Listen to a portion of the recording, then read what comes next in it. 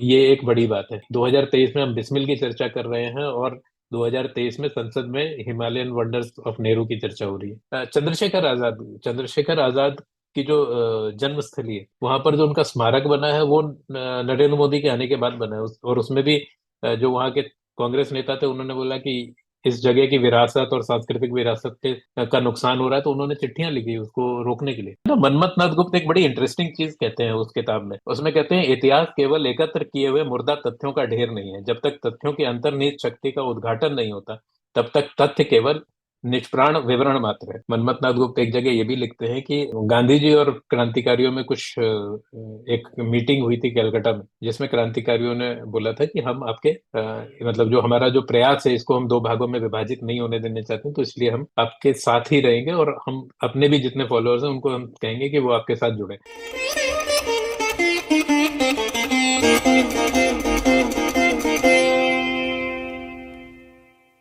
मैं रुचि श्रीमाली आज की वार्ता में सभी का स्वागत करती हूँ। आज के हमारे वक्ता हैं साकेत सुरेश जी। आप एक बहुराष्ट्रीय सूचना प्रौद्योगिकी कंपनी में कार्यरत हैं। शिक्षा रायपुर से अभियांत्रिकी में और इंदौर से अंतर्राष्ट्रीय व्यापार में की है आपने। आपकी वर्तमान राजनीति, भारतीय इतिहास और हिंदी साहित्य में गहन रुचि है। आपकी प्रमुख पुस्तकें हैं क्रांतिकारी राम प्रसाद बिस्मिल की आत्मकथा का अंग्रेजी अनुवाद तथा हिंदी कथाओं का एक संकलन एक स्वर सहस्त्र प्रतिध्वनियां, जिसके बारे में हमने अभी कुछ ही समय पूर्व संगम टॉक्स पर एक वार्ता की थी।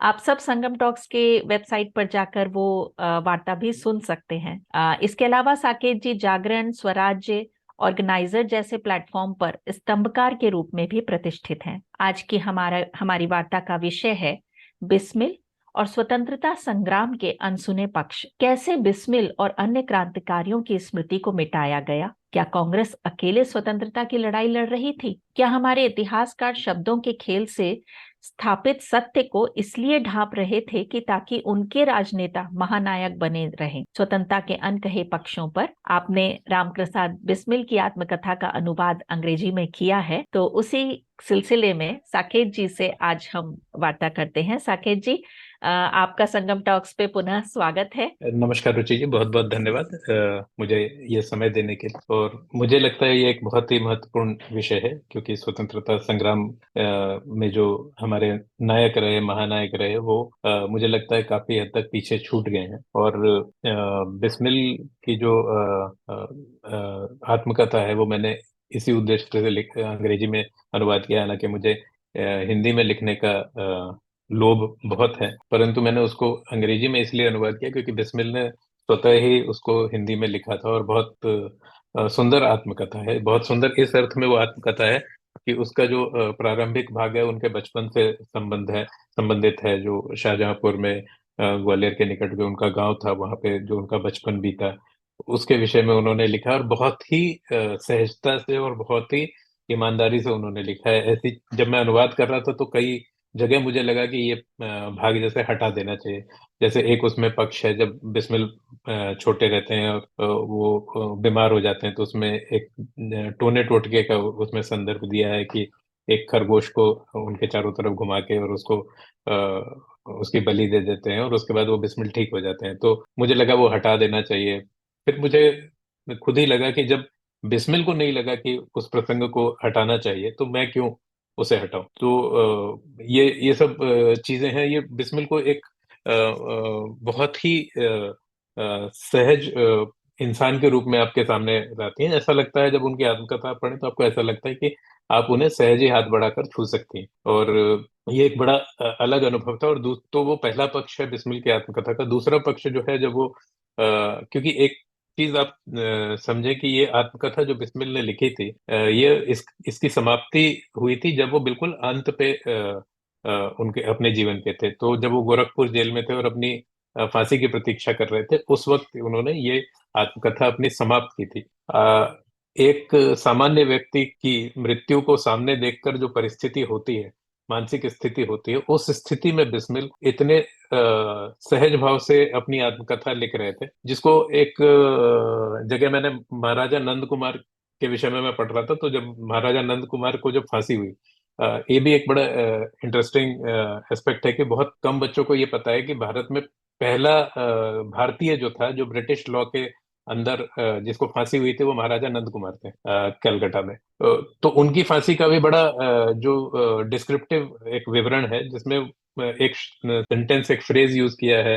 वो जो वहाँ का ब्रिटिश अफसर था उसने वो लिखा है और उसमें उन्होंने लिखा कि he walk to the gallows with a Hindu sense of disenchantment. तो जब मैं बिस्मिल को पढ़ता हूँ तो मुझे वही चीज दिखती है, द हिंदू सेंस ऑफ डिसएंचेंटमेंट। और it is something very inherent या नैसर्गिक है जो भारतीय स्वभाव में या भारतीय दर्शन में, क्योंकि यही चीज जो है हम सिर्फ बिस्मिल में नहीं देखते, यही चीज हम अशफाकुल्ला खान में भी देखते हैं जब वो अपनी फांसी की तरफ बढ़ते हैं। तो ये सब प्रसंग जब आप पढ़े ना, तो और दूसरी तरफ जब आप चे गुवेरा के बारे में पढ़ते हैं जिनकी टी शर्ट्स आज की तारीख में कॉलेज में बच्चे पहन के घूमते हैं, और आज भी मतलब बच्चों से तो मुझे लगता है कि चे गुवेरा की छाया थोड़ी सी दूर हो गई है, लेकिन जो अधेड़ क्रांतिकारी हैं जो आज भी अपने टीनेज से बाहर नहीं निकल पा रहे हैं, वो आज भी चे गुवेरा का गीत गाते रहते हैं। इनफैक्ट एक लेखक है जिन्होंने अपनी कुछ सेल्फ पब्लिश्ड पुस्तक अभी राहुल गांधी पर निकाली, उन्होंने भी आज सुबह लिखा कि ऐसे समय पे चे गुवेरा को याद करना बहुत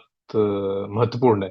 तो ये चे गुवेरा का अगर आप देखें तो उनके विषय में जब चे गुवेरा की मृत्यु हुई, when he became a mercenary and he started going to everywhere, so it was he was a gun for hire which was never the case with Bismil. और चे गुवेरा उस समय उनकी अच्छी खासी आयु हो चुकी थी, 50 के आसपास उनकी आयु हो चुकी थी, और उस समय भी जब उनकी मृत्यु हुई तो उसका एक डिस्क्रिप्शन जो वहां पे आई विटनेस था उसका लिखा हुआ है कि he was covering with fear. उसको आप अगर बिस्मिल से कंपेयर करें तो हमको उस जो वाक्य है बिस्मिल से, अशफाक से या महाराजा नंद कुमार से जब आप उसको कंपेयर करें तो वो वाक्य जो है वो हमें समझ में आता है कि he walked towards his death with a Hindu sense of disenchantment. एक प्रसंग है जो, अच्छा ये एक बड़ी इंटरेस्टिंग चीज है।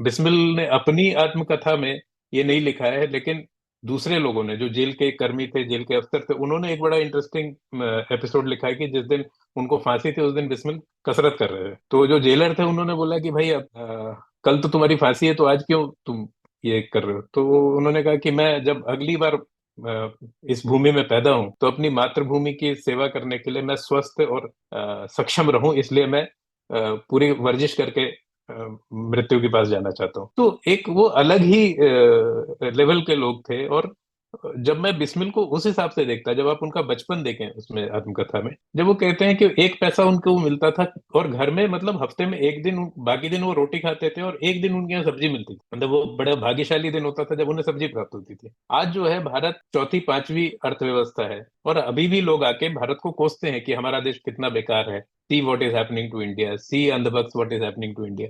आई एम वेरी सरप्राइज कि जिस भारत के पास, जब भारत माँ की साड़ी जो था, जब भारत माँ का आंचल जो था, जो इतना फटा हुआ था कि उसमें बिस्मिल जैसे योग्य और योग्य पुत्र को ढांपने भर के लिए भी कपड़ा नहीं था, तो भी उनका पुत्र इतना सम्मान उनका करता था।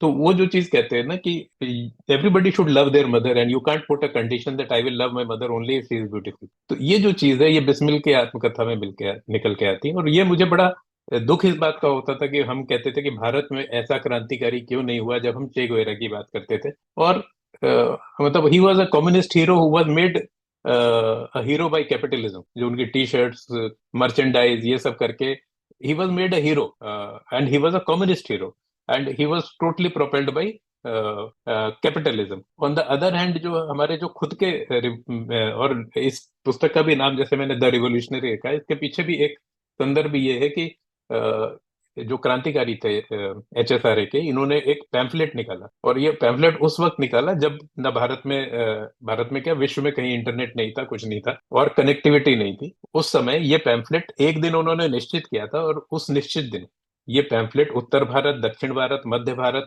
पूर्व भारत और पश्चिम भारत के जो प्रमुख शहर थे, चेन्नई हो, बॉम्बे हो, नागपुर हो, सब जगह, कलकत्ता, सब जगह एक ही दिन ये पैम्फलेट हर जगह निकला था। और इससे ब्रिटिश सरकार की जो घंटियां बज गई थी, क्योंकि इतना कोऑर्डिनेटेड अगर कोई संस्था एफर्ट कर रही है कि एक पैम्फलेट, और उस पैम्फलेट में जो दस्तखत थे बिस्मिल के थे, जिसमें उन्होंने दस्तखत में द रिवोल्यूशनरी लिखा था, तो वहां से ये इस ट्रांसलेशन जो किताब है इसका नाम आता है। साकेत जी, कुछ किस्से बताइए, कुछ इंसिडेंसेस बताइए जो लगता है कि नहीं, मतलब समाज में इतने नहीं पता है लोगों को। कुछ तो होते हैं कि बहुत पॉपुलर होते हैं, बहुत लोकप्रिय होते हैं, सब जानते हैं, लेकिन आपने जब ये पुस्तक का अनुवाद किया तो कुछ ऐसे इंसिडेंसेस, कुछ ऐसी घटनाएं आपके मन में आई होंगी पढ़ने पर कि जो इतनी पॉपुलर नहीं है। देखिए बिस्मिल के ना, ये बहुत ही मानवीय प्रस्तुति है जो बिस्मिल ने लिखी। अच्छा, बिस्मिल ने इसके पहले और भी किताबें लिखी, कुछ अनुवाद भी किए, जैसे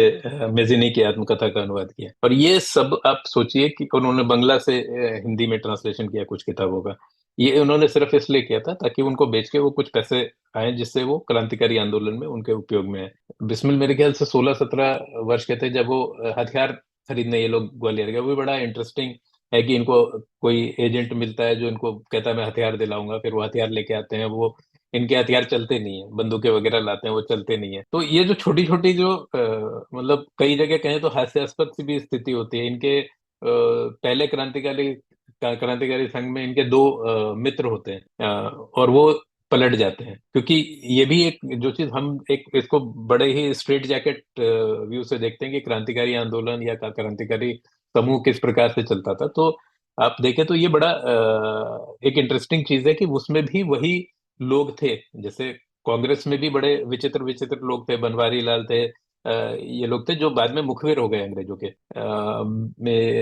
आजाद के समय भी एक कांग्रेस के नेता थे बनवारी लाल, वही जो मुखबिर हुए थे। वो आजाद भी उसमें लिखते हैं कि वो एक स्त्री को अपने साथ लाके जबर मतलब जो उनकी पत्नी नहीं थी उसको अपने साथ रखने लगे थे, जिसको लेके क्रांतिकारियों में बड़ा झगड़ा हुआ। इस तरह की बड़ी अजीब अजीब सी चीजें होती थी। जैसे प्रयाग में दो इनके जो सहयोगी थे उन्होंने इन्हें मारने का प्रयास किया, और बिस्मिल लिखते हैं कि मेरी किस्मत थी कि मैं बच गया। तो इस तरह की बड़ी घटनाएं हैं। फिर बिस्मिल ने तो उस समय बिस्मिल का मन आतंक ये क्रांतिकारी आंदोलन से उचट गया, और उन्होंने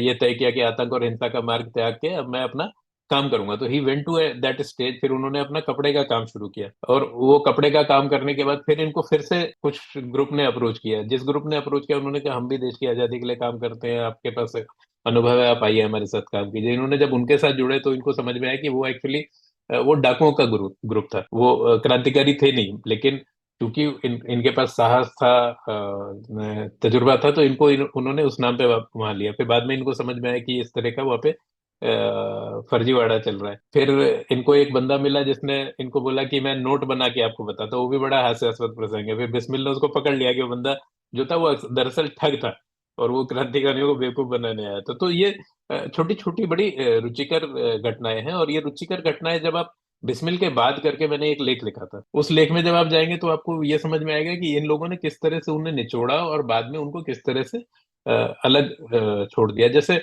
मतलब आज की जनता को अगर आप बताएं तो उनको ये भी चीज, जो भगत सिंह का गीत गाते रहते हैं, उन्हें ये भी नहीं पता होगा कि स्वतंत्रता के इतने वर्ष बाद भी जो बटुकेश्वर दत्त थे जिन्होंने संसद में जो बॉम्ब कांड हुआ था जिसमें भगत सिंह और ये दोनों अरेस्ट हुए थे, आधे लोगों को ये भी नहीं पता है कि उस बॉम्ब कांड के कारण भगत सिंह को फांसी नहीं हुई थी। भगत सिंह को फांसी जो हुई थी वो सैंडर्स की हत्या के लिए हुई थी, और इसीलिए भगत सिंह ने बाद में अपने आप को छोड़ दिया था। उन्होंने कहा था कि मैं इस पे अपील करने का कोई लाभ नहीं, हालांकि अपील उनके नाम पे हुई थी, उन्होंने खुद नहीं की थी। तो बटुकेश्वर दत्त जो थे वो बाद में पटना में बड़ी बुरी स्थिति में उनकी मृत्यु हुई। मृत्यु के एक दिन पहले उन्होंने बहुत चिट्ठियां लिखी सरकार को, तो एक दिन पहले उनको दिल्ली लाके एम्स में भर्ती कराया गया और अगले दिन उनकी मृत्यु हो गई। उसके पहले उन्होंने कुछ समय ट्रांसपोर्ट का बिजनेस करने का प्रयास किया।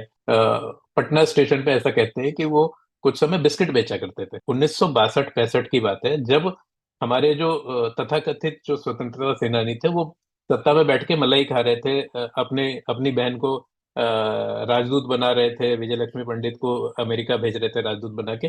उस वक्त जो हमारे क्रांतिकारी थे वो बेचारे बिस्किट बेच रहे थे पटना स्टेशन पे। और वो ऐसे क्रांतिकारी नहीं जो कहीं कोने खुदरे में उन्होंने काम किया, वो ऐसे क्रांतिकारी जिनके बारे में हमारी कोर्स की किताबों में भी लिखा हुआ है। उस तरह के क्रांतिकारी जो थे वो 1962-65 में, मतलब 60s में जाके उनकी मृत्यु होती है और हमें किसी को पता ही नहीं। तो इस तरह का बहुत वो है।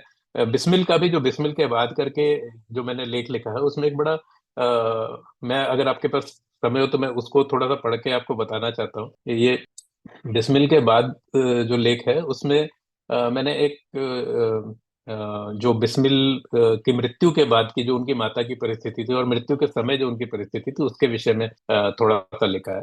अब जैसे इस मामले में कुछ जस्टिफिकेशन ये दिया जाता है कि क्रांतिकारियों के विषय में ज्यादा हमें इसलिए नहीं पता क्योंकि क्रांतिकारी मुख्य धारा में नहीं थे और लोग उन्हें जानते नहीं थे। अब इसमें मैंने मनमथ नाथ गुप्त की किताब से संदर्भ लेके लिखा है कि कन्हैयालाल जो थे क्रांतिकारी, उनकी जो मृत्यु हुई थी, जो उनको फांसी हुई थी, वो 1908 में हुई थी। ठीक है, 1908 में उस उनकी जो अंतिम यात्रा थी उसमें 1 लाख लोग आए थे। और यतीन्द्रनाथ दास की जो अंतिम यात्रा थी, जो क्रांतिकारी थे, जब उनको उनकी मृत्यु हुई उसमें अंतिम यात्रा में 6 लाख लोग जुड़े थे। अब आप ये बताइए, तो ये कहना तो बड़ा गलत है कि वो मुख्य धारा में नहीं थे तो लोग इसलिए उनको नहीं जानते। इससे ये स्पष्ट है कि उनकी फॉलोइंग जो थी क्रांतिकारियों की, बहुत मजबूत फॉलोइंग थी। और उनको बड़े स्ट्रक्चर्ड वे में, बड़े कैलकुलेटेड तरीके से उनको धीरे धीरे पब्लिक मेमोरी से मिटाया गया है, ताकि जो लोग उतनी कठिनाई झेल कर नहीं आए थे, जो प्रिवी काउंसिल्स में बैठे थे, जो अंग्रेजों के साथ, वायसराय के साथ नाश्ता करते थे, उनको अगर आपको महानायक बनाना है तो आपको वास्तविक नायकों को मिटाना पड़ेगा। तो इन्होंने यही चीज की है, क्योंकि जहां जिनकी अंतिम यात्रा में 1 लाख 6 लाख उस समय लोग जमा होते हैं, आज भी जमा नहीं होते हैं किसी के या अंतिम यात्रा में। तो अंतिम यात्रा तो मतलब आपको पता है कि जो लोग वहां जमा होंगे उनके पास कोई प्रलोभन नहीं है, क्योंकि जिस व्यक्ति की अंतिम यात्रा में आप जमा हो रहे हैं उसकी मृत्यु हो चुकी है। वो किसी राजनीतिक दल का नहीं जिससे आपको कोई लाभ होगा, वो क्रांतिकारी हैं जो मर गए, तो उनके जो कहानी खत्म है उसके आगे आपको कोई ऐसा व्यक्तिगत लाभ मिलने वाला नहीं है। वहां पे अगर 6 लाख लोग जुट रहे हैं तो आप समझ सकते हैं कि उनको किस तरह का जो पब्लिक सपोर्ट उस समय मिला करता था। इसमें ना मनमथ नाथ गुप्त एक बड़ी इंटरेस्टिंग चीज कहते हैं उस किताब में। उसमें कहते हैं, इतिहास केवल एकत्र किए हुए मुर्दा तथ्यों का ढेर नहीं है। जब तक तथ्यों की अंतर्निहित शक्ति का उद्घाटन नहीं होता, तब तक तथ्य केवल निष्प्राण विवरण मात्र है। अब इसमें आप एक चीज देखिए कि इंटरप्रिटेशन और कंटेक्स्ट कितना इंपॉर्टेंट है। अभी हाल में आपने देखा होगा ट्विटर पे भी बड़ा उस पे हल्ला हुआ था। एक इतिहासकार हैं जो लिखना कैसे सीखें का कोर्स भी चलाते थे, कुछ 2,500 रुपए का, और कांग्रेस के कुटीर उद्योग के सक्रिय सदस्य हैं। वो अभी आज तक, साहित्य आज तक में आए थे, और उन्होंने बड़ी ही, वो हमेशा ही फुहड़ता की शैली के लिए जाने जाते हैं और हर जगह गाली गलौज ही करते हैं। वहां पे उन्होंने एक संघ के प्रोफेसर हैं, संगीत रागी, उन्होंने उनसे बहस की। वो संदर्भ था जो जवाहरलाल नेहरू नाभा जेल गए थे, और उसके बाद उनका, उसमें उन्होंने बोला कि उन्होंने माफी मांगी थी। उस पे उन्होंने बहुत ही गंदे तरीके से लड़ाई झगड़ा किया पब्लिक फोरम पे, सार्वजनिक मंच पे, और कहा कि आप लिखा हुआ दिखाइए, नेहरू ने कहा चिट्ठी लिखी। अब अगर आप इसको संदर्भ सहित देखें तो नेहरू ने चिट्ठी नहीं लिखी, लेकिन नेहरू के पिताजी जो थे उन्होंने गवर्नर जनरल को अपील की, वायसराय को उन्होंने अपील की कि मेरे बेटे को छोड़ दिया जाए। उन्होंने उनको एक तरह से वचन दिया कि ये दोबारा वहां नहीं आएंगे, नाभा नहीं आएंगे। नेहरू अपनी आत्मकथा में लिखते हैं कि मैं बड़ा लज्जित हूं कि मैं उसके बाद दोबारा वहां नहीं गया, क्योंकि इनके जो सहयोगी थे, जो एक हफ्ते इनके साथ, नेहरू तो एक हफ्ते में निकल गए, और इनके सहयोगी जो थे वो 1.5 साल उस जेल में रहे। वहां से निकल के फिर वो दोबारा नाभा गए, क्योंकि इनके ऊपर प्रतिबंध था कि आप नाभा नहीं जाएंगे दोबारा। तो ये दोबारा नाभा गए। और नेहरू अपनी आत्मकथा में लिखते हैं कि मैं लज्जित हूं कि मैं उसके बाद दोबारा नाभा नहीं गया और मैंने अपने मित्रों का साथ छोड़ दिया। अब आप ये बताइए कि ये चीजें आप जोड़ते हैं तो क्या आपको वो चिट्ठी की आवश्यकता है, वो लेटर आपको पढ़ने की आवश्यकता है? You don't need that document, because जो कंटेक्स्ट है वो आपको क्लियर बता रहा है कि उन्होंने लिख के नहीं दिया, हो उनके पिताजी ने जाके बात की, उनके पिताजी ने लिख के दिया है, नहीं लिख के दिया है, बट उन्होंने, अगर आप अपना फोन उठा के भी बात करते, बहुत सारी चीजें देखिए संदर्भ से समझ में आती हैं। आप भगत सिंह जिस विद्यालय से पढ़े, उस विद्यालय को जो चला रहे थे, मुझे अभी नाम ध्यान नहीं आ रहा है, भाई परमानंद या क्या नाम था उनका, उनकी बेटी एक थी, तो उनको जेल हुई, काला पानी गए, जो भगत सिंह के जो प्रिंसिपल थे, जो संस्थापक थे उस स्कूल के। और वो वापस जब आए तब तक उनका परिवार उजड़ चुका था, क्योंकि उनकी पत्नी जो थी उसके पास खाने को पैसा नहीं था, क्योंकि उनकी पूरी संपत्ति जो थी वो अंग्रेज सरकार ने जब्त कर ली। अब यहाँ सोचने की ये बात है कि अंग्रेज सरकार अगर इनकी संपत्ति को जब्त करती है तो उनकी संपत्ति को क्यों नहीं जब्त करती है, जो उन्हें बिल्कुल बाहर निकालने को तुले हुए थे। ये कंटेक्चुअल चीजें हैं। जिस समय सावरकर ने 1857 की क्रांति पे पुस्तक लिखी, वो पुस्तक यूरोप में बैन हो गई। अब वो पुस्तक जो है बैन हुई, और उसी के कुछ दिन बाद नेहरू ने डिस्कवरी ऑफ इंडिया लिखी, और वो पुस्तक जो है वहां पे बेस्ट सेलर बनी, उसी ब्रिटेन में। वहां पे कृष्ण मेनन जो थे वो उनके लिटरेरी एजेंट बने, जिन्होंने उनकी टॉक्स अरेंज करी, जिन्होंने उनके सारे कार्यक्रम वहां पे यूरोप में अरेंज किया ब्रिटेन ने। तो जो अंग्रेज आपसे, आप उनको भगा रहे थे, आपसे वो इतना चिढ़ते थे, वो आपकी पुस्तकें वहां पे प्रमोट कर रहे हैं, आपकी पुस्तकें वहां पे सब जगह चल रही हैं, आपकी पुस्तकें बेस्ट बेस्ट सेलर हो रही हैं। कृष्ण मेनन आपके लिटरेरी एजेंट है, वही लिटरेरी एजेंट बाद में आपके कमिश्नर बन जाते हैं इंडिया के आफ्टर इंडिपेंडेंस। वो जीप स्कैम में आपके आते हैं जिसमें पूरा पैसा खाया गया, जीप में पहुंची नहीं 48 की लड़ाई में। और जब उनके ऊपर क्या कहते हैं जेपीसी बैठती है, तो नेहरू जी ने जब लास्ट में जेपीसी ने कंक्लूड किया कि भाई इसमें पैसे का घपला हुआ है, जिसमें इतने सैनिक मरे, कश्मीर अपना चला गया, पीओके जो बन गया, उस युद्ध के बाद जो जेपीसी बैठती है, जेपीसी को फाइनली नेहरू उसको भंग कर देते हैं। जब उसका डिसीजन आता है तो भंग कर देते हैं कि नहीं, इसका कोई मतलब नहीं है। और उसके बाद उनको राज्यसभा के रास्ते से, जो लंदन के कमिश्नर थे, उनको राज्यसभा के रास्ते से मंत्री बना के ले आते हैं और उनको रक्षा मंत्री बनाते हैं। और उनके जो एबल लीडरशिप में हम 62 का युद्ध हारते हैं। तो ये देखिए चेन कहाँ से चल रही है। और आप देखिए कि इनको क्यों नहीं, अगर आप इतना ही लड़ रहे थे अंग्रेजों से, इतना आपने दुख दिया अंग्रेजों को, तो आपकी पुस्तकें लंदन में बिक रही थी, उसी लंदन में इनकी पुस्तक बैन हो जाती है सावरकर की, उसी अंग्रेज सत्ता के अंदर रहते हुए आप इतना बड़ा आनंद भवन मेंटेन कर रहे हैं। और भगत सिंह का जो स्कूल चला रहे थे, जो आर्य समाज का स्कूल जहाँ भगत सिंह ने पढ़ाई की, उसके जो प्रिंसिपल हैं वो उनका, क्योंकि उनका नाम आता है कि वो सरकार विरोधी कार्यक्रमों में भाग ले रहे हैं, इसलिए उनकी सारी संपत्ति जब्त हो जाती है। ये संपत्ति की कुर्की बिस्मिल के साथ भी होती है।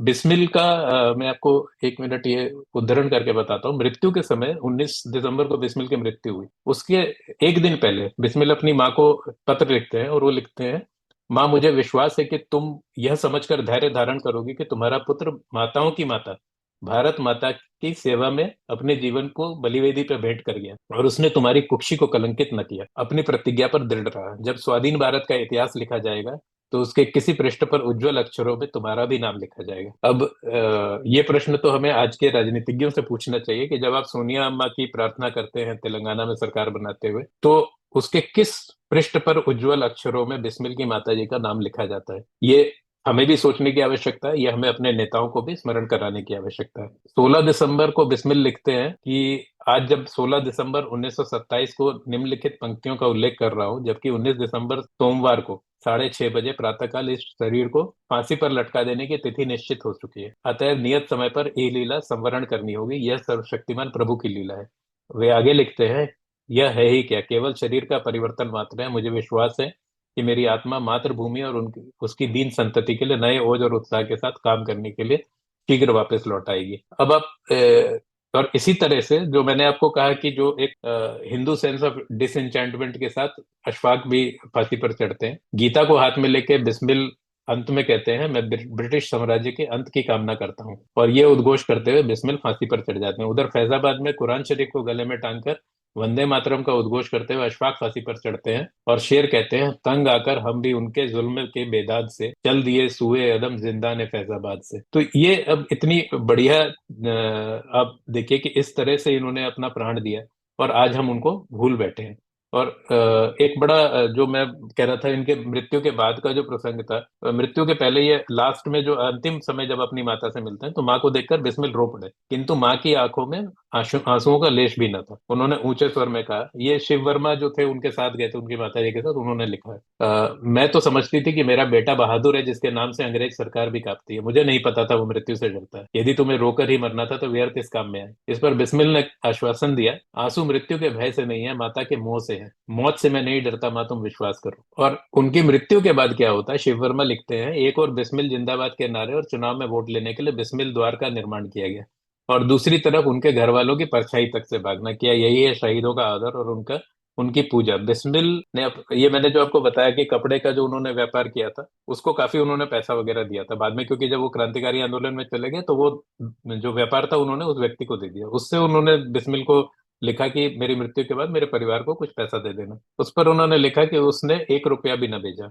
मुकदमे में गणेश शंकर विद्यार्थी जी ने 2,000 रुपए चंदे से जमा किए और वो उपयोग हुए, जो बिस्मिल पे मुकदमा चला। यहाँ पे ये भी एक स्मरण रखने की बात है कि बिस्मिल और अशफाक की ओर से भी प्रिवी काउंसिल को मर्सी अपील गई थी, और उस पर बिस्मिल ने बड़े विस्तार से लिखा है कि ये मैं सिर्फ इसलिए भेज रहा हूँ, इसलिए नहीं कि मुझे मृत्यु का भय है, ये इसलिए भेज रहा हूँ ताकि ये बात एक्सपोज हो सके, जो हम इंग्लिश जस्टिस कहते हैं, वो सबके सामने उसका सत्य उद्घाटित हो सके। क्योंकि उस उनके इनके ऊपर जो काकोरी का केस था जिसमें इनकी फांसी हुई, उसमें एक व्यक्ति की सिर्फ मृत्यु हुई थी, और वो जिस एक व्यक्ति की मृत्यु हुई थी, वो एक व्यक्ति जो था जिसकी मृत्यु हुई थी, उस पे इनका कहना था कि वो एक व्यक्ति की मृत्यु पे ये दो लोगों को या छह लोगों को फांसी तो नहीं दे सकते, लेकिन उनकी फांसी हुई थी। तो वो उसको एक्सपोज करने के लिए इन्होंने मर्सी पिटिशन लिखी थी, जिसपे आज बड़ी बातें होती हैं। और ये जो मैंने आपके कांग्रेस कुटीर उद्योग के जो इतिहासकार हैं, उन वो इस पे बड़े चटखारे ले लेके सावरकर की फांसी के विषय में बात करते हैं। उन्होंने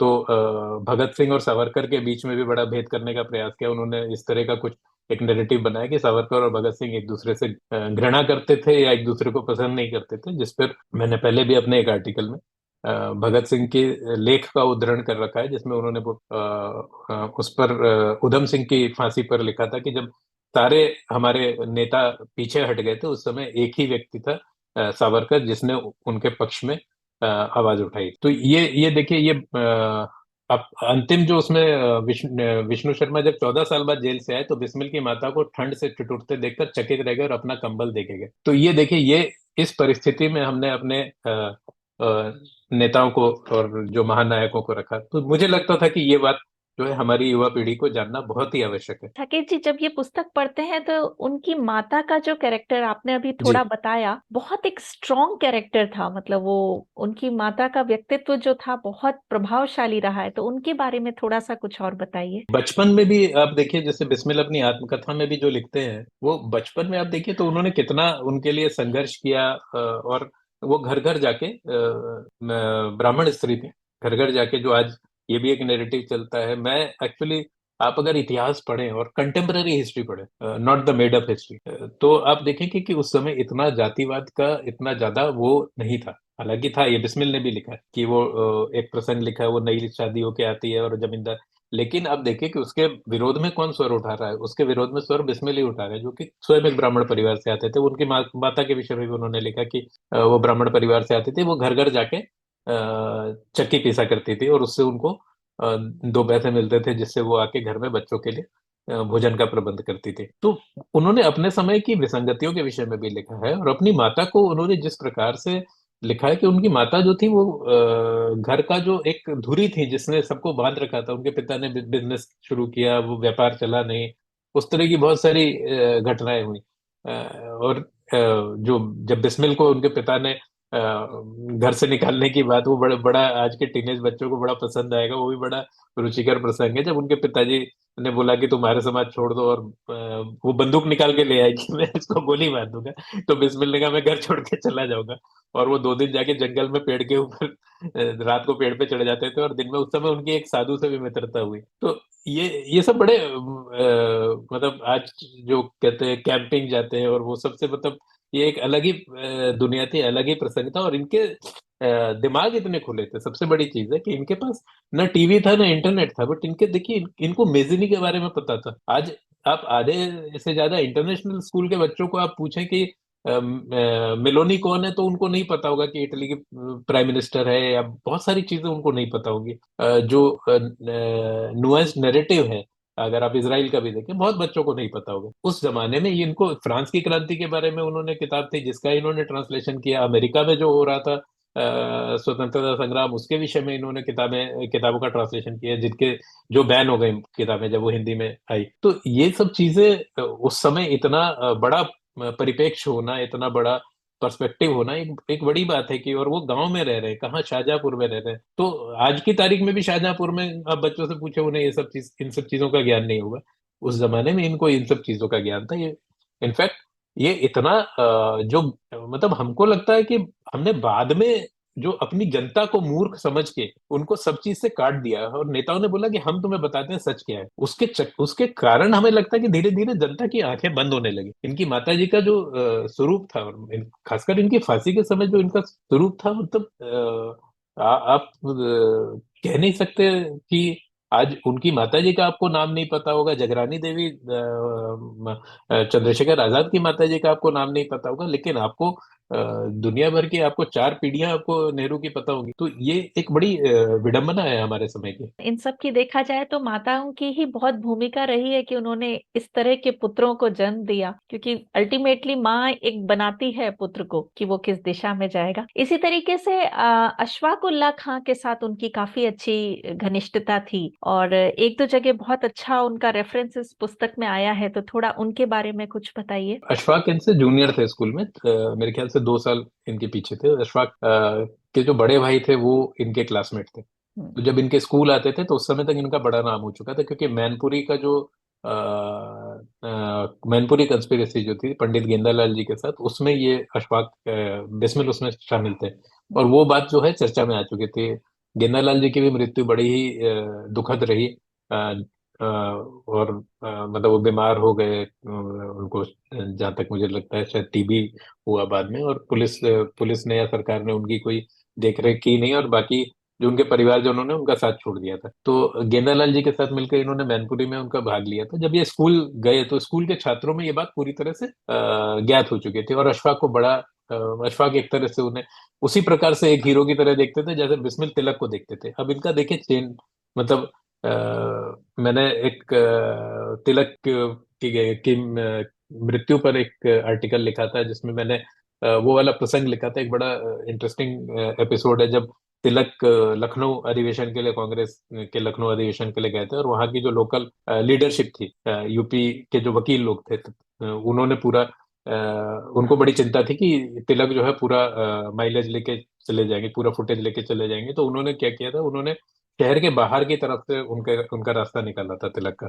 और उसमें बिस्मिल उस समय मेरे ख्याल से 19 वर्ष के थे। तो ये कॉलेज में थे शायद सेकेंड ईयर में, और ये जाके वहां पे जब उनकी बग्गी निकलने वाली थी उसके सामने ये लेट गए थे। और क्योंकि पूरे शहर में लोग जो थे वो फूल वूल लेके उनके स्वागत के लिए खड़े थे, लेकिन इनको जो वहाँ के जो उत्तर प्रदेश के जो वकील कांग्रेस के जो नेता थे, जो अंग्रेजों से भी जुड़े हुए थे, जिन्होंने कभी पूर्ण स्वराज की मांग नहीं की थी 1930 तक, वो जो थे वो नहीं चाहते थे कि इसका जो श्रेय या जो भी प्रसिद्धि तिलक को मिले। तो उन्होंने ये अरेंजमेंट किया था, ये लोग लेट गए, और उसके बाद फिर उनको फाइनली जो बग्गी थी इसको खुद बिस्मिल अपने कंधों पे, बिस्मिल और एक और लड़का था जिसका नाम नहीं है उनकी आत्मकथा में, ये दोनों लोग उस बग्गी को खींच के ले गए। और इतना जैसे मैंने अभी कन्हई लाल का बताया और इनकी मृत्यु पे हुआ, आप देखिए कि इनका क्या फैन फॉलोइंग थी, कि लोग उसमें लिखा है कि जो जहां जहां से उनकी बग्गी जा रही थी तो जमीन उस समय कच्ची होती थी, तो जमीन पे जो मिट्टी थी उसको मिट्टी को उठा के महिलाएं जो है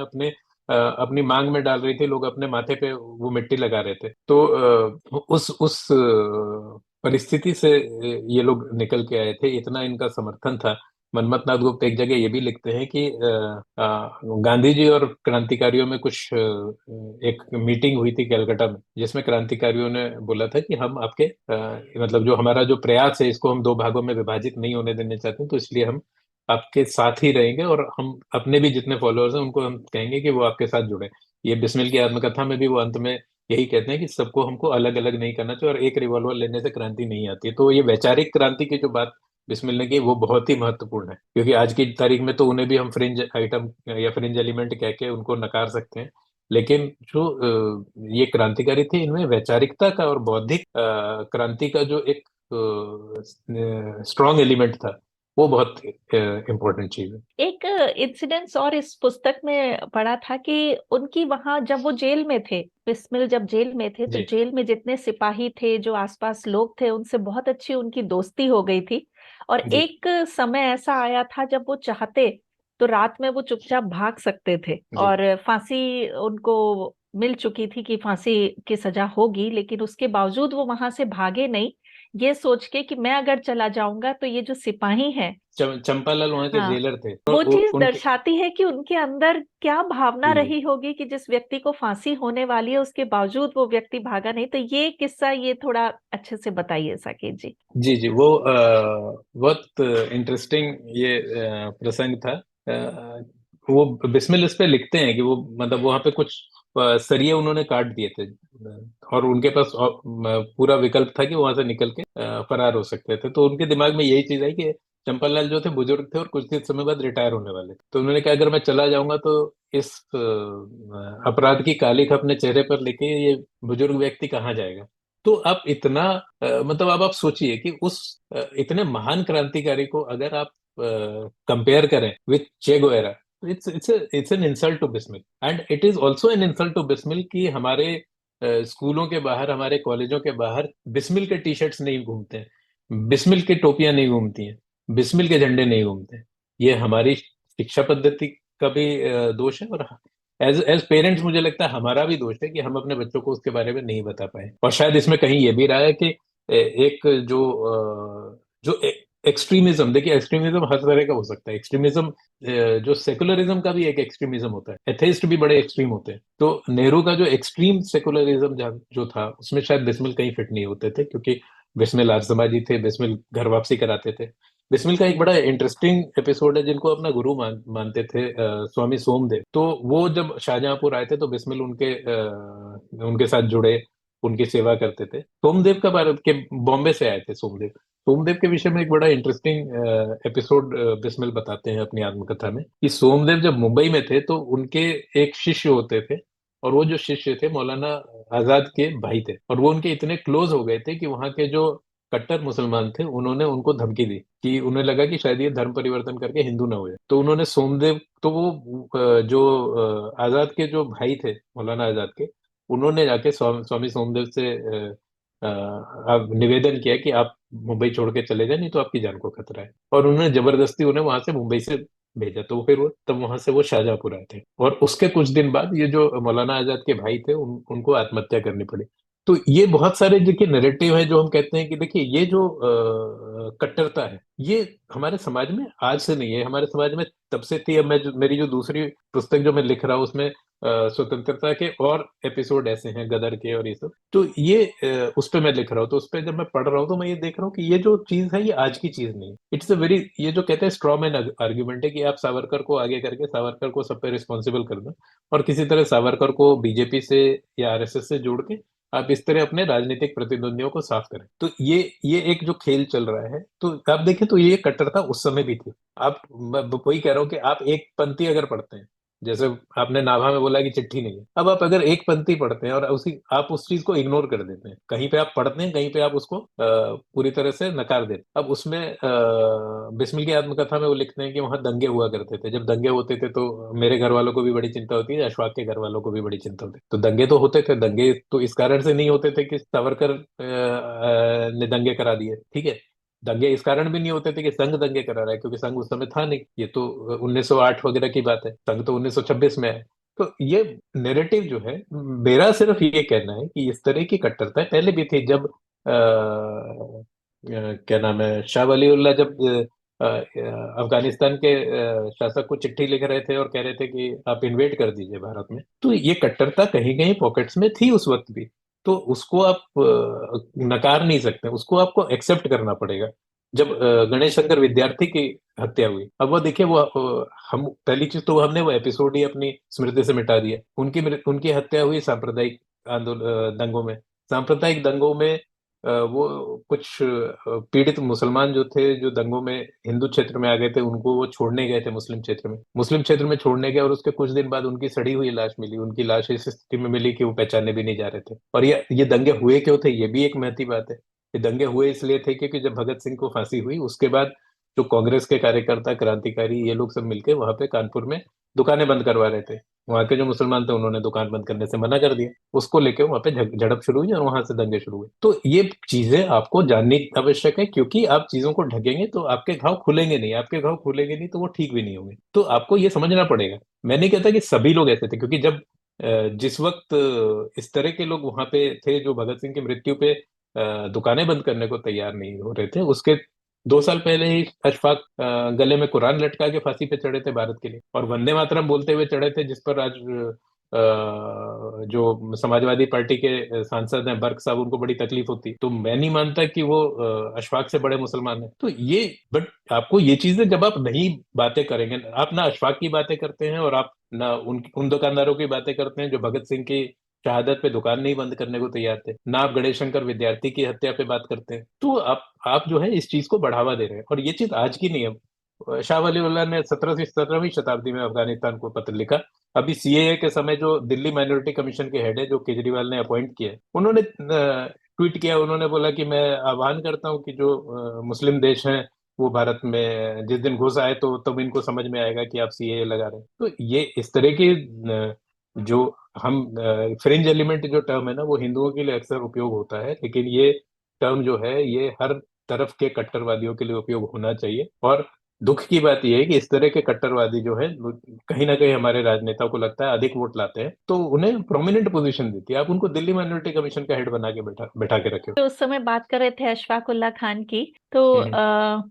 इसमें यहाँ पर एक जगह आया था कि ये जो बिस्मिल थे ये तो कट्टर आर्य समाजी थे। तो हम्म। लोगों को लगता था कि एक आर्य समाजी और मुसलमान का मेल कैसा, क्योंकि वो तो मुसलमानों की शुद्धि कराया करते थे। तो जी। आर्य समाज मंदिर में ही उनका निवास भी था और अशफाक उल्ला खां वहां आया जाया करते थे, उनसे मिलते थे, वो वहां पे आते थे। और जो उनके बाद में जो उनके जो दोस्त थे, अशफाक उल्ला खां के दोस्त और परिवार के जो लोग थे, और वो खुला खुला वहाँ उनको तो काफिर बोलते थे और उनको गालियां दिया करते थे। तो इन, लेकिन इन, अशफाक उल्ला इनका खां एक। कभी उनके विचारों से सहमत नहीं हुए। तो वो यही कहते हैं कि मैं तुम्हारी शुद्धि किस बात पे कराऊं, तुम तो हाँ। अशुद्ध हुए ही नहीं। अशफाक उल्ला खां हमेशा चाहते थे कि मुसलमान जो हैं वो भी सीखे, इस क्रांति की भावना को, देशभक्ति की भावना को अपने अंदर लाए। वो चीज हमेशा उनके अंदर रहती थी। तो इस बारे में कुछ बताइए। अशफाक के बारे में एक एम ए रासवी की एक बहुत अच्छी पुस्तक है, उसमें उन्होंने अशफाक के विषय में लिखा है। जो अशफाक को तकलीफ थी इससे,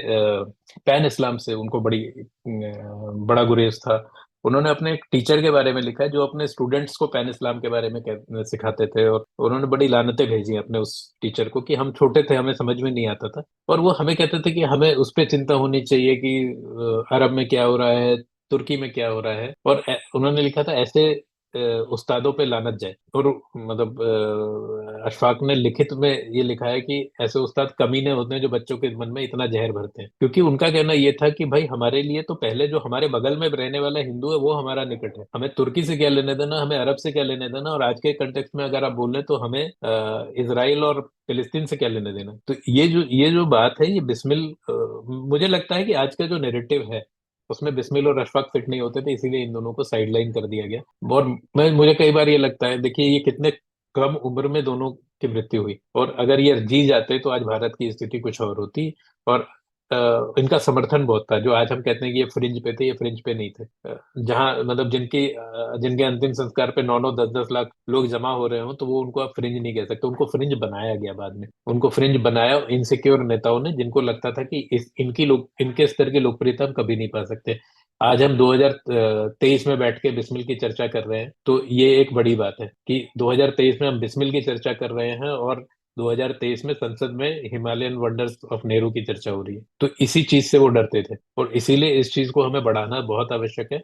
बिस्मिल और अशफाक अशफाक के जहां तक मुझे चंद्रशेखर आजाद की जो जन्मस्थली है, वहां पर जो उनका स्मारक बना है वो नरेंद्र मोदी के आने के बाद बना है। और उसमें भी जो वहाँ के कांग्रेस नेता थे उन्होंने बोला कि इस जगह की विरासत और सांस्कृतिक विरासत का नुकसान हो रहा है, तो उन्होंने चिट्ठियां लिखी उसको रोकने के लिए। अब तो ये चीजें मतलब कोने खुदरे में ये चीजें चलती रही हैं। इन चीजों को मीडिया भी बहुत ज्यादा कवर नहीं करता, लेकिन हमें ये चीज जाननी चाहिए कि इन महान लोगों की स्मृतियों को मिटाने में किस तरह की साजिश है और उसमें कौन लोग शामिल देखा जाए तो पूरे भारत से, हर जगह से स्थानीय कुछ क्रांतिकारी रहे हैं, जो हैं। जी। आज मुझे कई बार लगता है किसी से बात करो तो वो वहां के स्थानीय क्रांतिकारियों के बारे में किसी को पता ही नहीं होता है। तो बच्चों को क्योंकि पढ़ाया ही नहीं जाता है, बताया नहीं जाता है, तो कहीं देखिए ना मैं, कहीं उस पर फोकस करने की जरूरत है। वो भी है, और मतलब बहुत, जैसे मैंने अभी महाराज नंद कुमार को बोला, अब नंद कुमार का जो कैरेक्टर है वो इस तरह से बताया गया है कि उनका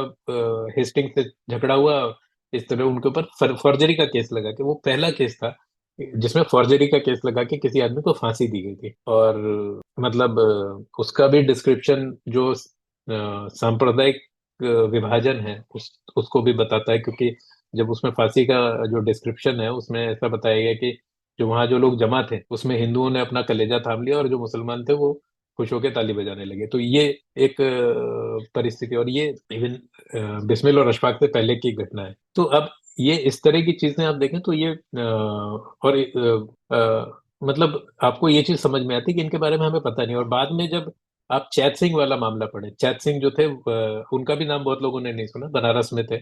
200 करीब ब्रिटिश सैनिकों के हत्या बनारस के नागरिकों ने कर दी। चैत सिंह बनारस के राजा थे, और जब उनको अरेस्ट करने के लिए हेस्टिंग्स ने उनसे डिमांड रखी कुछ, क्योंकि जो ईस्ट इंडिया कंपनी के पास पैसे की उस समय कमी हो रही थी, तो उन्होंने पैसे की मांग रखी, तो उन्होंने मना किया। तो वहां पे बनारस पे उन्होंने आक्रमण किया और इनको अरेस्ट करने का प्रयास किया। तो वो गंगा की तरफ से वो निकल गए और ग्वालियर पहुंच गए। उस समय जब जनता वहां की इतनी विरोध में हो गई थी, उन्होंने अंग्रेज सेना पे अटैक कर दिया। जो कॉमन जनता थी, जो बुनकर, सब्जी वाले, दुकान वाले, उन्होंने उन पर अटैक कर दिया। 200 के लगभग ब्रिटिश सैनिक जो थे, उनकी सड़कों पे मृत्यु हुई। इतना सपोर्ट था उनके लिए। और तो चैत सिंह जब वहां से भाग गए, और उसमें फिर इनके पास डॉक्यूमेंट निकल गया कि ये एक पूरा, it was not a isolated affair of Maharaja Nand Kumar या चैत सिंह। और ये चैत सिंह फिर उसके बाद भाग के गए ग्वालियर, सिंधिया के पास। और सिंधिया पे बहुत दबाव डाला गया अंग्रेजों की तरफ से, जो हम आज कहते हैं कि भाई सिंधिया ने गद्दारी की। तो ये बहुत जो कहते हैं लेयर्ड इक्वेशंस हैं, जो हम जब पूरा विस्तार से पढ़ेंगे तो हमें समझ में आएगा। अगर हमें पॉलिटिक्स करनी है तो हम कुछ भी कह सकते हैं। अब 20 साल तक चैत सिंह वहां रहे, उन्होंने सिंधिया ने उनको, अंग्रेजों को हाथ नहीं लगाने थे, वहीं उनकी मृत्यु हुई। अब आप सोचिए, जिस समय, क्योंकि उस समय तक तो मराठा काफी दुर्दिन उनके आ चुके थे, तो, पेशवा को 1824 में उन्होंने वहां भेज दिया, कानपुर भेज दिया, बिठूर भेज दिया।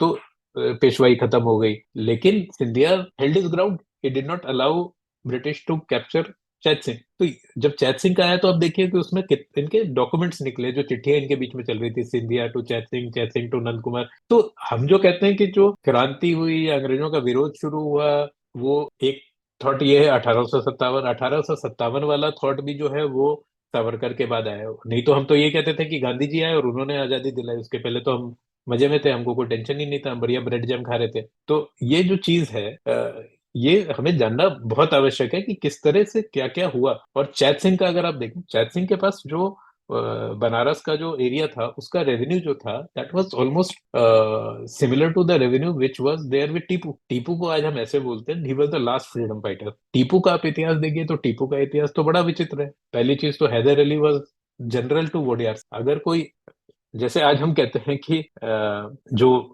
भारतीय इकोनॉमी जो अगर अच्छी बढ़ रही है, तो हम कहते हैं नरेंद्र मोदी को क्रेडिट जाता है। हम ये नहीं कहते कि निर्मला सीतारमन को क्रेडिट जाता है, क्योंकि obviously the leader is Narendra Modi. Similarly अगर लिबरलाइजेशन हुआ, तो टेक्निकली लोग वही कहते हैं, इसका क्रेडिट भी जो है नरसिम्हा राव को जाना चाहिए। मनमोहन सिंह ने उसका क्रेडिट ले लिया because he aligned with Sonia Gandhi, तो हमको वो क्रेडिट सोनिया गांधी को किसी तरह देना था, इसीलिए हमने वो क्रेडिट मनमोहन सिंह को दे दिया। अब अगर एक राजा है, एक शासक है, और उसका जनरल जो है अगर अंग्रेजों से लड़ा, तो उसका क्रेडिट तो उस शासक को मिलना चाहिए, उसका क्रेडिट वोडेयार्स को मिलना चाहिए।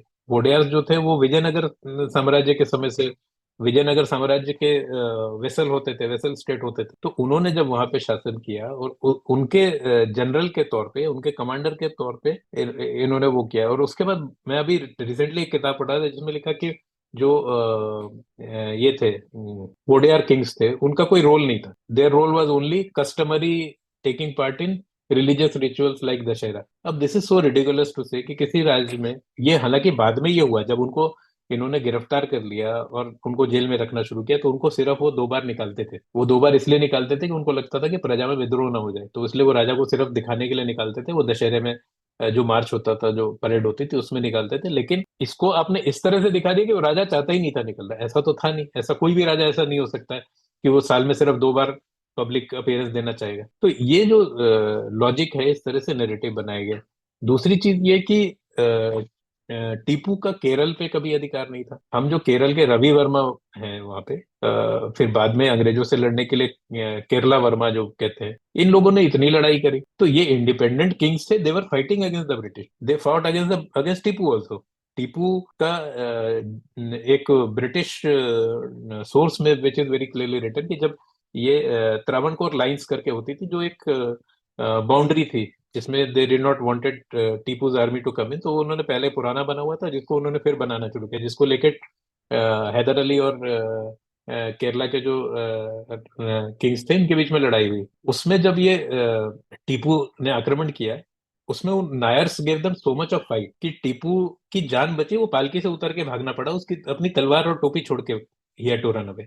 That was the bravery of Tipu. Tipu came to power somewhere in I think 1882 और समथिंग आफ्टर हैदर अली। 10 साल के अंदर उसके बीच में वो उसकी लड़ाई होती रही। Kerala Kerala never surrender to him. Ravi Varma का मैंने आपको बताया, Tipu had to run away. 1992 में 10 साल ही हुए थे टीपू के शासन को। 10वें साल ही फॉट विद ब्रिटिश, जो ज्वाइंट आर्मी थे ब्रिटिश मराठा, मेजरली उसमें because of Maratha army.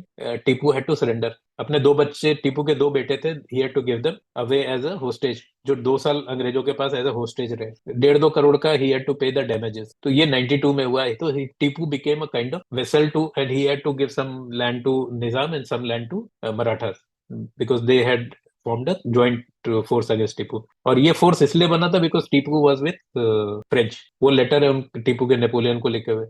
Tipu ने नेपोलियन को जो लेटर लिखा उसमें कहीं नहीं लिखा कि we want to become independent. In all those letters he has written कि हम ज्वाइंटली लड़ते हैं, और जो एरिया मेरे थे वो मुझे मिल जाएंगे, क्योंकि अंग्रेजों ने कब्जा कर लिया, तो हम ज्वाइंटली लड़के वो एरिया छुड़ा लेते हैं। जो मेरे थे वो मेरे को मिल जाएंगे, जो बाकी एरिया है वो between me and French we will separate. तो अब आप बताइए कि ये कौन सा फ्रीडम फाइटर होता है जो फ्रेंच को कह रहा है कि आप ब्रिटिश को हटा के फ्रेंच को लाना चाह रहे हो आप। तो ये एक, और उसी समय चैत सिंह जो लड़ रहे थे, चैत Singh was very clearly fighting कि भाई हमको ब्रिटिश को के अंडर नहीं रहना है। वजीर अली का विद्रोह हुआ, जो उनको लखनऊ से हटा के अंग्रेजों ने बनारस में लॉन्च किया। तो बट वजीर अली के विद्रोह में भी अगेन वही एलिमेंट था, because he also wrote to Dhaka and to Afghanistan की हम लोग मिलके again we will try to establish Muslim Raj. But Chait Singh का ऐसा कोई वो नहीं था आइडिया कि हम मुस्लिम राज बनाएंगे। नाउ चैत सिंह का ऐसा कोई आइडिया था कि हम फ्रेंच राज बनाएंगे, unlike Tipu. That is one thing. Second thing, Tipu का तो फिर उसके 1900 में ही लॉस्ट द बैटल। 1892 में he lost his first battle against the British.